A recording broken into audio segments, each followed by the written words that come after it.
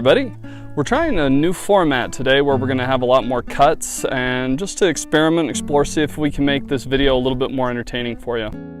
I wanted to take some time and talk a little bit about something that's been on my mind for the last little bit. Right now I'm visiting family out in the desert. So right now I'm in the West Desert in Utah, where at first blush it may not seem like there's much life. I was also in St. George, Utah a little while ago, where yet again, high temperatures, desert, a lot of red rock. Doesn't seem like a great place for growing things. People often think about where they're at as being a desert of some sort or another, especially for creativity. For example, game developers that aren't in San Francisco or in one of the other hubs tend to look at it and go, well, I can't really be a developer because I don't have access to the resources. I'm not where it's hustling and bustling. But the truth is, there is life everywhere. So even out here in the middle of the desert, there is a mass diversity of life. It's just a little bit harder to find sometimes, or it's different than what some people expect or what they're used to. So as you can see behind me, there is a massive amount of life everywhere. There are grasses and trees. You can't walk a couple inches without something moving, insect, reptile, or otherwise. There are birds all over the place, and there's actually a lot of life here in the desert.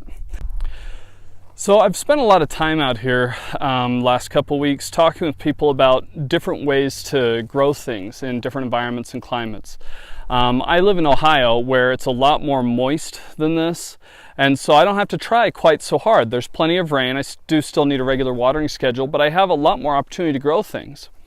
Now, just because I'm here in the desert, and so are a lot of my family and friends, it doesn't mean that they can't do the same. It just means that they have to adapt to their environment.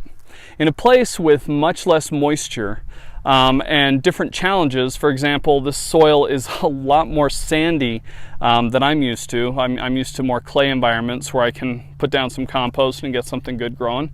But out here, it's a lot more sandy that doesn't tend to retain much moisture, and it's a lot more difficult to grow things. But if they put in the right effort and they find the right kind of plants that can thrive in this type of environment, they can actually have very, very productive gardens. They can have very, very productive permaculture landscapes for food. And so it doesn't really matter that they're here in the desert. It doesn't mean that there's no food. It doesn't mean that there's no life. As you can see, there is tons of life around here. I can't take a step without 3 or 4 things flying off. Or lizards going away or whatever else. There's a lot of life.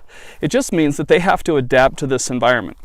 The reason I'm talking about this is because in a lot of cases we look at ourselves as being in creative deserts, where we get frustrated because we don't see where the resources are. We don't see how we can become self-sustaining or how we can, grow within the environment that we're raised in or where we've been placed.